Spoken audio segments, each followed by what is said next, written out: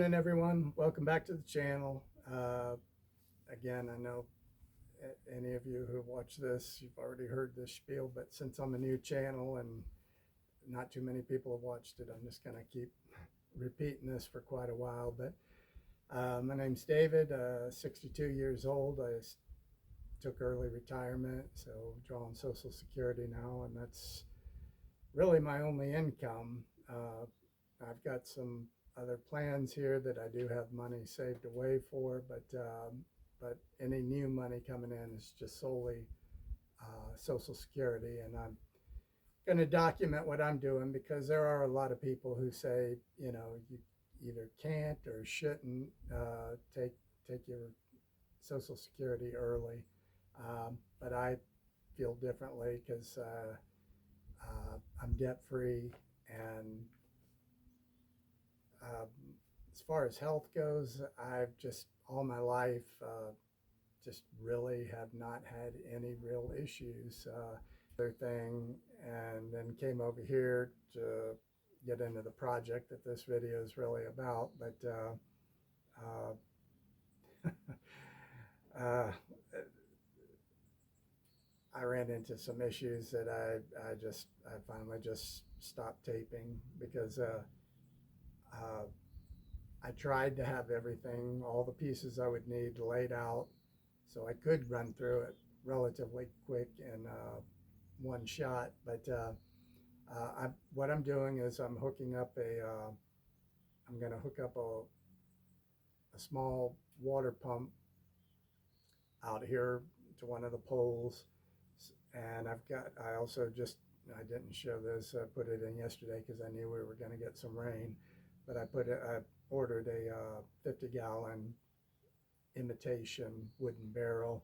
I figured I'd use it instead of the IBC tote because I really don't like the look of them. I know, I mean, they're very handy. They just, you know, as far as aesthetics go, they don't look that good. So I got this barrel here, and you know, it'll probably fill up pretty fast because this barn roof's pretty big, and when it does any kind of a decent rain, there's a lot of water that comes down, so it does have an overflow on top, so it'll have to do that, I guess. But anyway, yeah, so I got all the pieces out here and thought I'd be able to run through it real quick. And then here, let me get up here and show you real quick.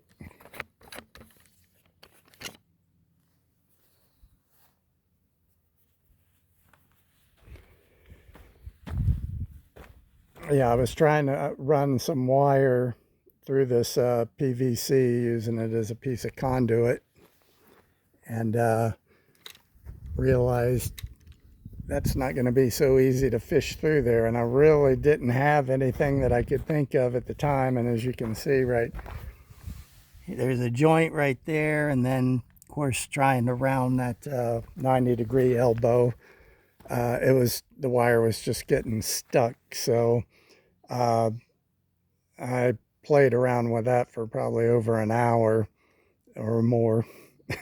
And finally, what it came down to was I finally, as I'm walking through inside the barn, I realized, you know, this weed whacker material, that would probably be pretty good, but you see how coiled it is. So, you know, I tried to just push it down there by hand, and that wasn't working. So finally my brain kicked in, and I thought, well, I'll take a piece of rebar here and just put a small piece of tape on just a little, not wrapping it around the rebar, so it'd be easy to pull the weed whacker stuff off once I got it down. And all I had to do, because that, you know, piece of rebar weighs, I don't know, probably 3 pounds or so, tape an end of the weed whacker material to it, and then held that PVC up and just let the weight of the rebar just take it all the way down. And then I was able to pull it, pull the little bit of weed whacker material, grab hold of it, and then pull it out. So Yeah, after probably closer to 2 hours, I got that fish through, so now I can start doing what I actually wanted to do here. But oh, and just one more thing to point out. Man, I got so lucky here. Those are my the solar panel wires that I had forgot were buried there. You know, they run out here to the solar panels. And I'm sitting there going down through here with a shovel, you know, just sticking it in there and stomping on it to get that trench dug. And luckily, when you know, got to this point, you know, I stuck the shovel down there and then I kind of, you know, pushed down or on the handle to kind of shove the ground upwards. And I saw that pop up and realized, oh my God, yeah. So I didn't come down right on top of it and everything. Got real lucky because I don't have any, not like I have extra cables lying around for that. So I'd have been without the ability to charge my batteries until I got something, you know, got something shipped, mailed out to me. But anyway, I'm trying to film more of the stuff I'm doing. And one part of me says, you know, there's nothing that here that these people haven't seen a million times. Somebody putting a little pipe dope around the edge and then sticking a pipe together. But uh, I'll go ahead and do it just because you know,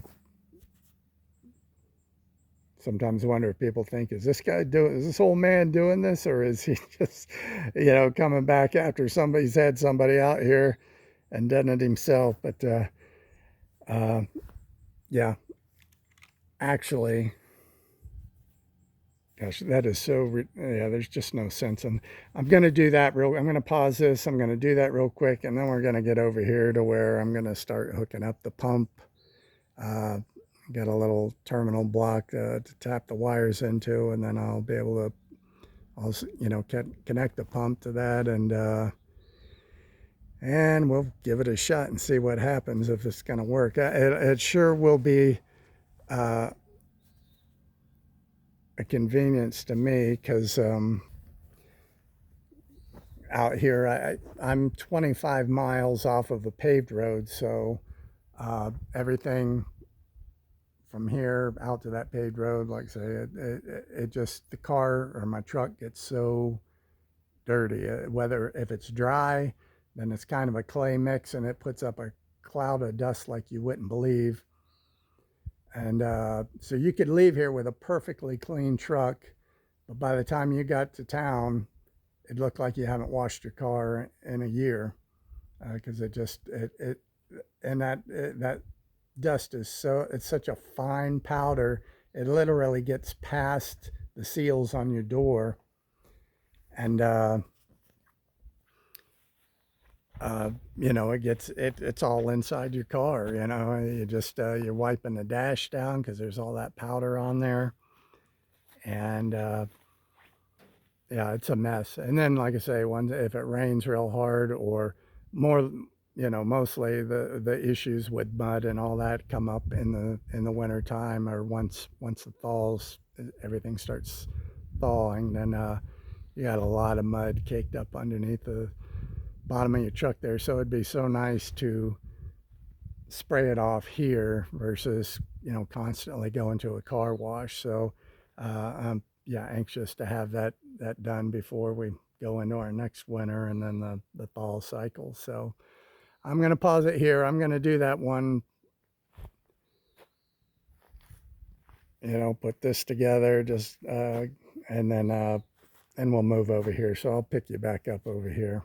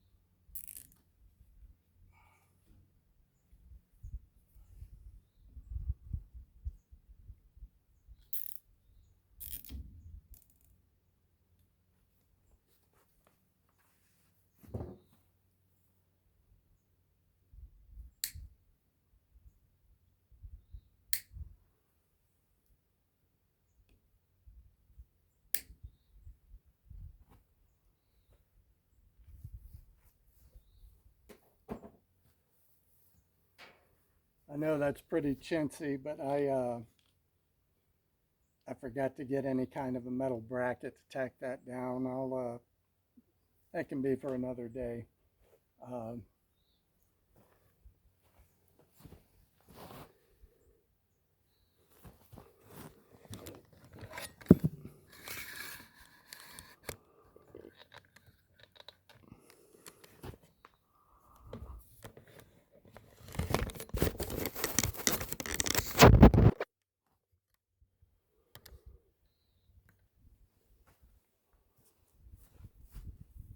okay, we're down to hopefully a part that's not going to give me any big issues.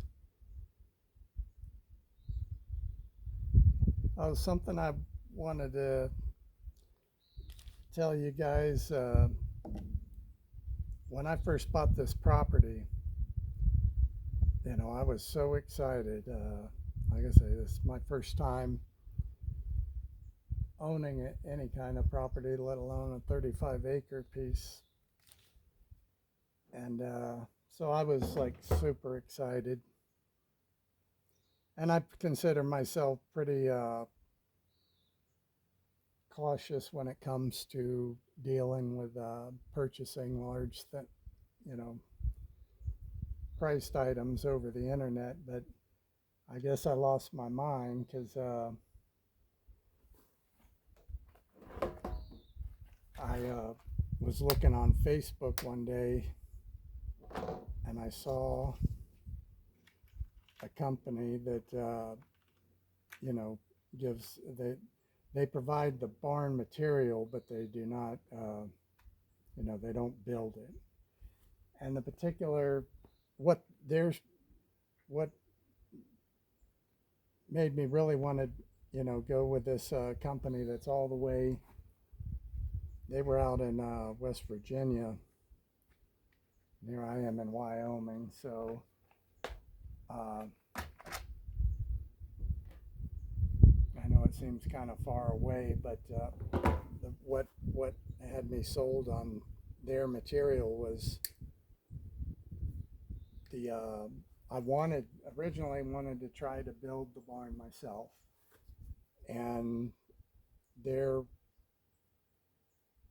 trusses were the metal trusses, which sit right on top of they just bolt right on top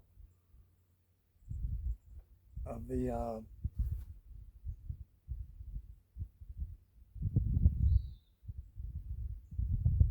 6x6 post, and it just seemed like it would have been really easy to hang. I knew I'd have to get some type of a lift to get them into position, but as far as doing it by yourself, yeah, it would have been relatively easy to do once you got it in place, and then just bolt it right into your 6x6 post. And I thought, well, man, if I can get those, I can do this build myself and save myself some money. Well, that didn't happen at all.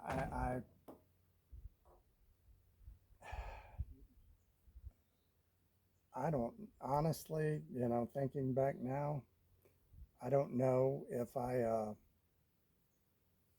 really looked into that company that much. I'm going to pause you right here because I got to go back and check the other end of this and verify which was the positive side, which was the negative before I label these. Okay, I'm back.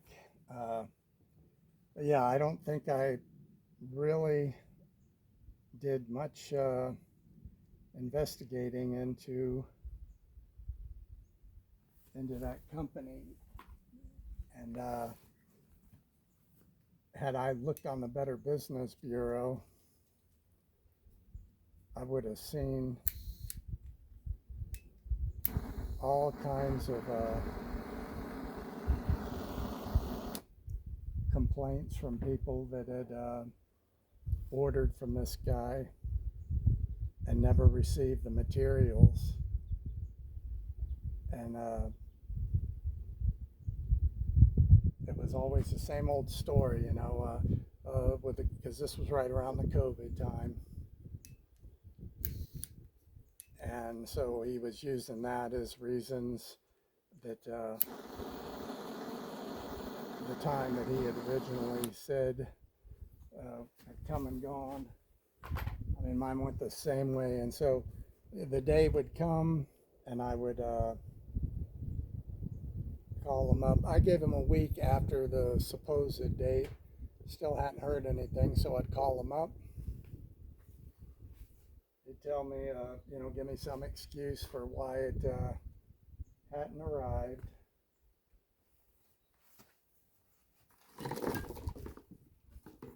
And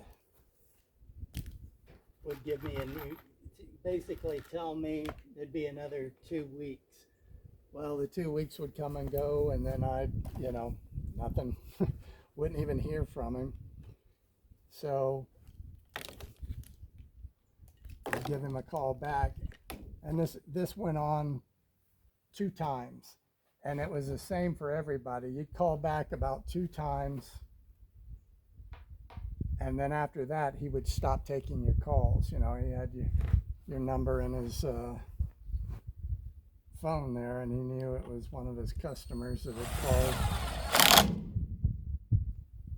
and he knew what you were wanting, and so he just stopped calling you, or he stopped taking your calls.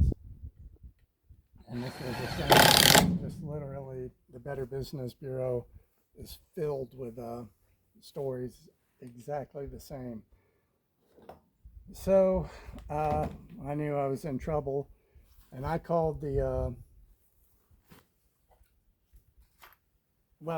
I called the Better Business Bureau first, and they, you know, tried to contact him for a month, and finally, you know, notified me that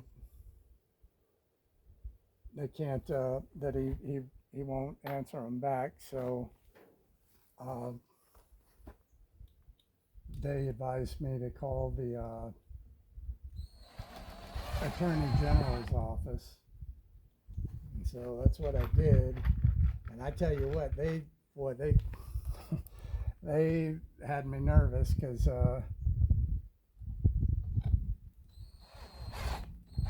at first they didn't seem like they, you know, care one way or the other. So they tried to push me off onto the local police there in the county that he's in. Told me to call them, and wait a minute, that's wrong. No, they actually told me to call the sheriff's department in my county, and I'm in Wyoming, a completely different state, so they don't have any jurisdiction. So that's what really frightened me into thinking, you know, these guys are just trying to blow me off. This comes with gator clips, and I'm going to cut those off. I probably want to leave, I'm going to leave some extra slack in case, well, I don't, for whatever reason, if I ever needed it. So I'll just, you know, I can take a tie wrap and kind of clean it up. And I know I don't have any materials to do it today, but I know I'm going to have to cover this up so it can't get wet. I'll build some kind of a shell over it to keep everything dry. But yeah, they told me to call the sheriff's department in my state. And like I said, I'm no lawyer, but I figured that isn't going to do a darn thing. So I went down there and told them, you know, what was going on. And he's like, well, you know, I'll do an incident report and all that, but I can't promise you we could really do anything. And I just agreed with him totally and said, I understand. It doesn't seem like they should have even referred me to you. And so uh, I left there and wound up calling them back and telling them, I said, look, I'm in Wyoming, you're in West Virginia. My Wyoming Sheriff's Department, they don't have any jurisdiction in you. So they referred me to the local police department there in Chapman County, West Virginia. Well, they were absolutely worthless. And I really started thinking at this point, I'm going to lose I'm going to lose this money because they don't care one way or the other. And so, God, what happened? I think probably a couple months went by, and I finally decided, well, I'll call an attorney and see if see what they say. Well, I called a really big one that advertises nationwide. Uh, I don't know why people don't. I don't. Well, I don't know if you could get charged with slander or not. But I'd just be stating the facts of how they treated me. But we'll just say this without naming them. Their slogan is for name for the people. I'm people. I'm definitely people. But I told them what was going on, and I told them the amount that I had sent this guy. And all I can tell you in my mind is they want to deal strictly with big corporations or insurance companies that have millions of dollars that they can soak in the system. So, what is obviously a lot of money to me, yeah, was nothing for them. So they told me that they couldn't help me out. So I called a smaller, what I said, well, yeah, I'll just assume it was a smaller attorney. It certainly wasn't like this guy or the company that I called originally. And he sat there spending more time trying to talk me out of it, telling me, I'll be glad to take your money, but I don't think, it could take years and you may not get all of it back and blah, blah, blah. And I'm like, okay, just forget about it. So I was really feeling defeated at that point. And I, good grief, I'm sitting here talking. I didn't even, well, yeah, God, I just barely made it. And I don't think I brought a Phillips screwdriver out here. I didn't. Well, here goes another pause.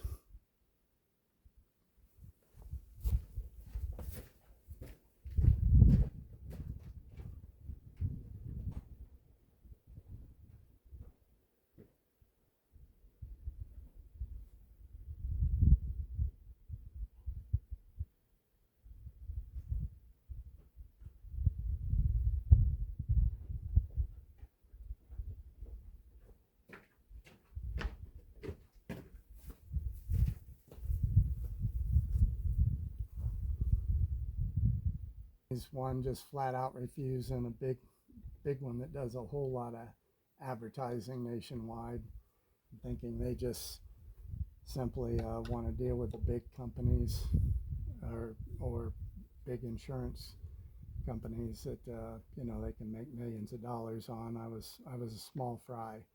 So, and then some more local attorney spent more time trying to talk me out of it than actually seeming like he could help in any way. But so I don't think I did any. I was feeling pretty defeated, and I don't think I did anything for several months. And then finally dawned on me one way I could get a little revenge on this guy is to simply drag him all the way out to my state in small claims court and hope it's in January or February. So he has to come out here and experience a nice Wyoming winter. And while I went down to the courthouse, and while I was in there, something prompted me, for whatever reason, to look on my phone or on the internet and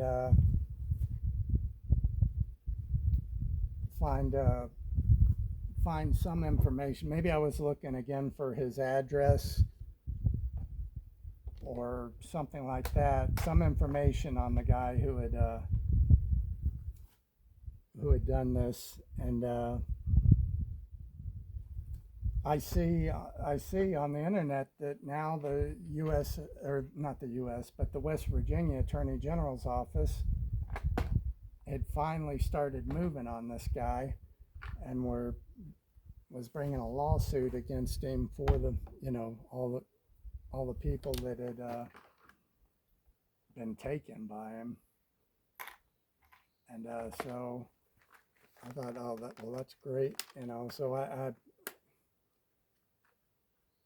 they contacted me once to have me send a copy of the check that I sent him, and that was back in February of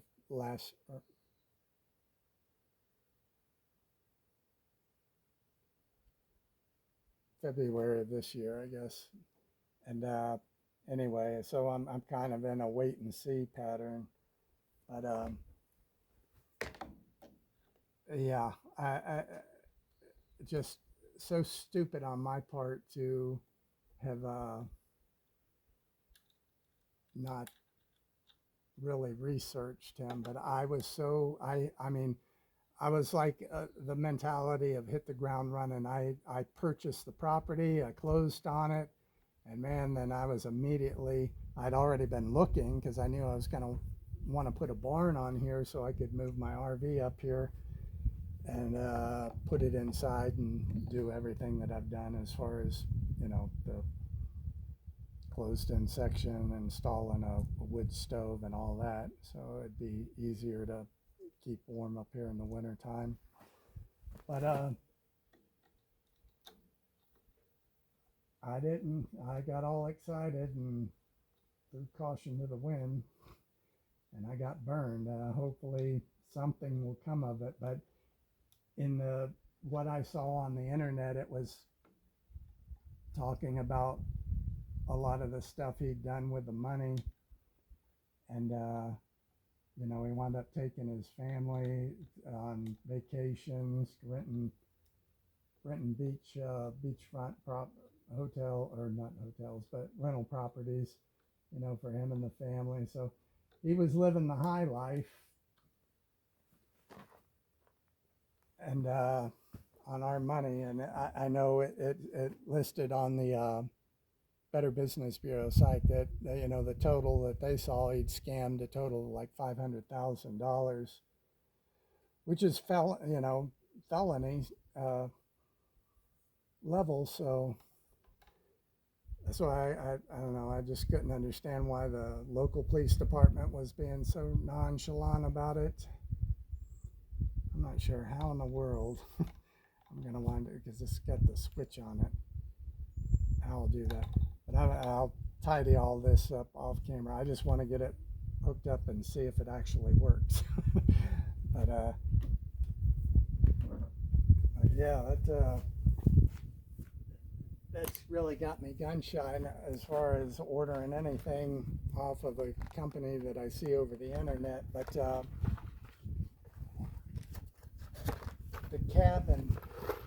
model cabin that I want to get is it's from a big time log cabin manufacturing company, and their prices are sky high. And I'm like, but I mean, I love the model, one of the models that they have. And I was thinking, well, man, if I gave those plans to, there's a YouTuber, he's in Minnesota, it's family owned. I think it's called Philip Log Homes.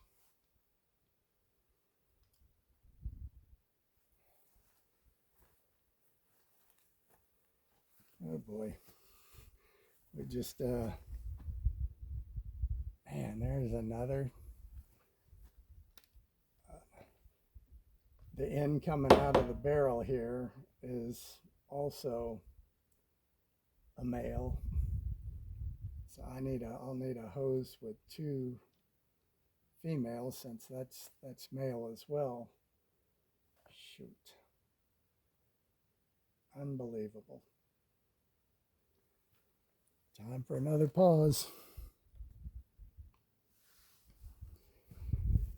Okay, I'm back. Yeah, I'm gonna have to get some type of adapter to screw on there. So, because like I said, well, actually, I'll probably just cut the end off of this hose and then put on another male fitting, because I need to have a male to male end hose. That ain't happening today, but I'm anxious to see if this is even going to work. So yeah, we'll put this on, and I've just got got the hose going into a 5-gallon bucket there, with some water in it and for a water source.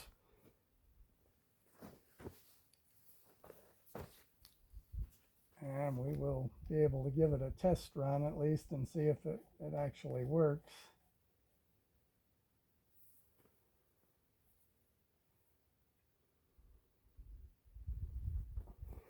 All right.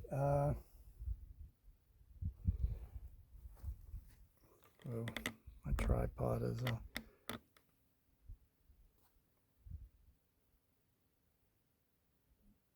I can turn power to this on and off with my phone, but I tried yesterday before I knew I want to test before I start actually filming. If I try to go away from this app and go over to the app that I can remotely turn the DC load portion of the store charge controller on, if it would shut the camera off, and it did. So I can do it manually. We'll go inside here real quick and just do it manually. Into the dark dungeon. I don't know if you'll... Okay, well, I don't know. On the camera, it looks fairly bright in here. But we'll see. And real quick, I can just kind of show you what I did. So behind this cover here, I tapped into the DC load and just brought the wires over and to another bus bar. And so far I've got, well, now the water pump, and then the other, just put this light in here the other day, because all last winter I was using a oil lamp, and man, those things go through the oil pretty quick and everything. So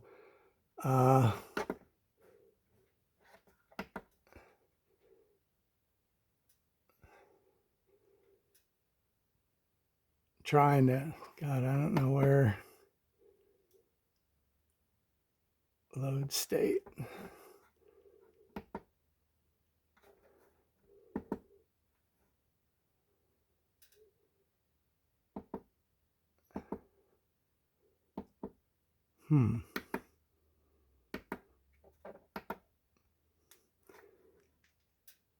Where in the world was that?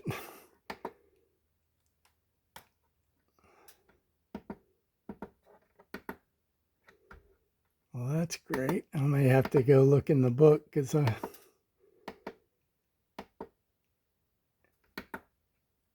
yep, gonna have to go look in the book. Okay, I'm back. I think all I need to do is hold the right arrow button. Just hold it down until it turns that on. Okay, yep, loads on. I don't, what I'm seeing here, it doesn't look like it's coming through for you guys, the display. But we'll go out here now, turn the pump on, see what happens. Hopefully this thing's going to be able to prime.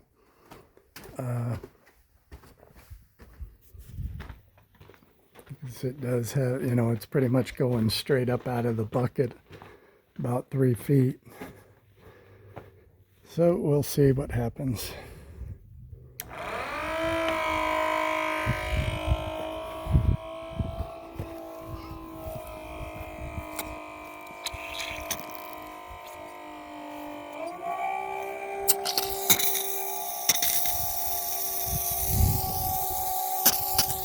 All right, that'll work. That will definitely work.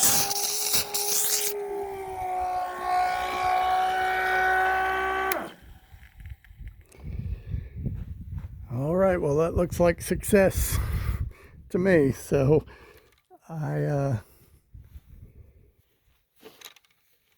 gonna definitely call that a success. Well, that was a lot more hassle than I had expected, but yeah, like I say, it'll be so nice when winter comes back around, and then actually spring rolls back around after winter, because that's when you get the big thaw, and it gets messy, and I'm tired of going to the car wash over and over and over again just to try to keep a clean truck. So anyway, yeah, for now, I guess that's it. I'll clean this stuff up. Like I say, I gotta figure out some kind of a cover for this because I don't want that terminal block getting wet. And I'll probably put I've got some sealant here that I'm just going to close up this hole so water doesn't get down there. And other than that, what is today? I believe today's the 2nd. Now, my chickens that I ordered from a hatchery, they're going to be delivered. Well, yeah, I guess they're leaving the hatchery on August 4th, and in the email they sent me, it said it should be somewhere between the 5th and the 7th that they should arrive at the post office, and hopefully they give me a call right away and I can come and get them. Still nervous about that whole deal because you know, I'm off grid, so on solar power, so I can't run heat lamps at nighttime here. This summer has been awesome as far as last 2 summers. We were regularly getting temperatures in the triple digits, and if it didn't quite hit 101, 102 degrees, it was upper 90s for a good portion of the summer. But this year, been a lot of rain and just cooler days, like all throughout today's Saturday. Well, I know last night when I was watching about the 5-day forecast, everything was in the 80s. Even one day said 77 degrees. And then at night, and that's another big thing that wasn't happening when it was getting in the triple digits or staying in the mid to upper 90s all day long. Last summer, come nighttime, it wasn't cooling down a lot. And like I said, I'm off grid, so I wasn't running AC. I didn't even have a battery powered fan at the time. I do now. Yeah, if there wasn't a breeze blowing at night, you know, when you go into bed and trying to get to sleep and it's sweltering hot, it was miserable. But this year's been like night and day. So I got no complaints there. But now, now I'm kind of worried that, you know, will the chickens be okay? I think I'm gonna bring my buddy heater. I'm gonna bring the chickens inside, little chicks inside. I've got a very large ice cooler that I used to commercial fish when I was living in Florida, and anyway, I'm going to put down some, you know, pine shavings in there, uh, and a little bit of hay too. And I'm going to bring that inside because we do have, I haven't been able to identify what kind of predator it is that shows up here once in a while. I'll know he was here because I can see the claw prints. I captured it one time on my game camera, and it was weird because his face, even though he was facing right towards it, I could not make out the features on his face. I'll say it looked about the size of a house cat. It was kind of a charcoal gray or black.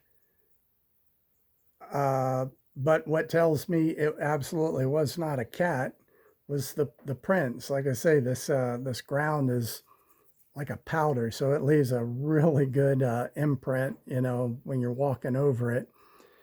And I know what a cat print looks like, and that wasn't a cat print at all. So I don't know what it is. So I don't want to, you know, I'm not going to put them out in the chicken coop yet. I want to have them over here, but I can't leave them just out inside the barn.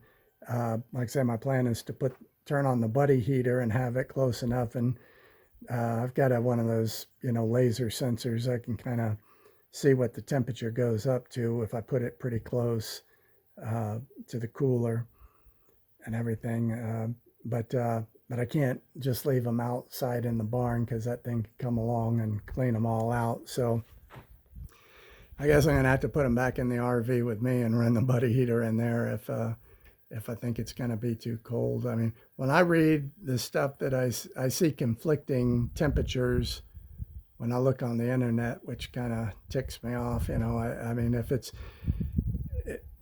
one said down, you know, down to 60, but even the hatchery that I'm purchasing these from said, and I didn't tell her that I'm off grid because she kept stressing, you know, keep them under a heat lamp for, I don't know if it was a week or 2 weeks, but so I wasn't going to tell her that I couldn't do that.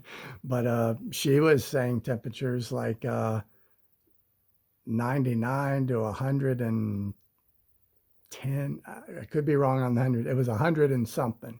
So really, really warm and everything. But then I look on the internet and they're saying down to 60 to 90 degrees. So I'll keep an eye on them, see if they start looking lethargic or something.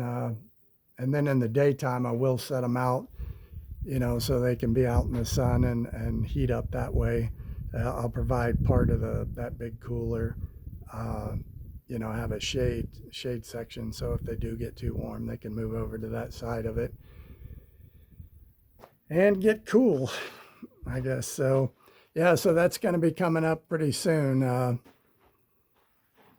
I can't wait for that. That'll be another big milestone. I know, again, I feel silly because some of these projects just seem so ridiculous for me to film or to even sound excited about. But again, for, you know, people who are, you know, moving out to a raw piece of land and making these, you know, step by step, these small conveniences, it means a lot to you. I mean, just getting that battery powered fan was a big deal to me. Why? Because I don't have AC. You know, it's like you hate to, when it is those super hot days, you hate to get out here and do much of anything that's going to get you, you know, really hot because you don't have a cool place to go back into once you're done doing whatever it was you were doing to relax and tire and sit down in 75 or 72 degree cool air, it just ain't happening. So I almost feel as tired as I do in in the wintertime when it's anywhere from 20 degrees to 20 below zero. You're not going to get out there and do anything because it's just too cold. I guess I will say I fare better as far as I have a better heating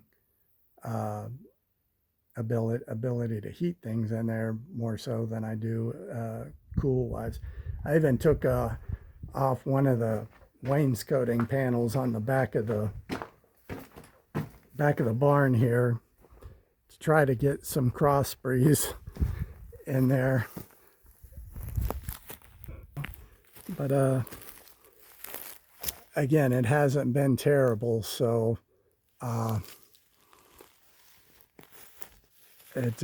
yeah, just a world of difference in last year. And up there on the corner, I had to, when I moved everything inside, I had to get a booster for the cell signal, because without that I have a heck of a time getting a good signal inside, and I can't live without that. So it didn't cost much, but yeah, it's just one thing after the other that you got to adjust to, but I know it's going to be worth it in the end. So, and like I say, when I do finally get to the point of dealing with my log cabin and dealing with somebody that I've seen over the internet, I'll be researching them a lot better than I did the people who I tried to buy that barn from the first time. In fact, it's in Minnesota, so it's not that far away. When I get serious to the point of actually contacting them, I want to actually go to their place, and I'd like to see, they film a little bit on they're a real small YouTube channel too, and they put stuff out. It might be months in between, but I can't honestly say that I've seen too many or any log cabins that they've built for customers. One was their son, and I think one was another family member. So I mean, their prices sound great based on the brother that showed his cabin, and it was about the size of what the cabin that I'm looking at is, and the price was just unbelievable as far as just putting the log home up. But when you deal with a big log cabin company, you got your price for the logs themselves, and then and that right there is pretty much double what I know this guy quoted on his brother's property, or his home. So I think I can get a much better deal with him if he's legit. So I don't want to, hate to try to go cheap just to wind up being ripped off again. So I'll actually go there, and I'd like to see the quality of their workmanship in person. I mean, I know things can look, the camera hides a lot of flaws and everything. So I'll definitely, when I get down to that point where I'm ready to do something about building my home, I'll get with them, and then I'll try to coordinate a time where we can go out there and they can show me something that they've done, and we'll go from there. But anyway, you guys, God, I hope I can cut a lot of this out because we're almost at an hour. It's not that interesting. So yeah, you guys have a good day, and I will see you soon.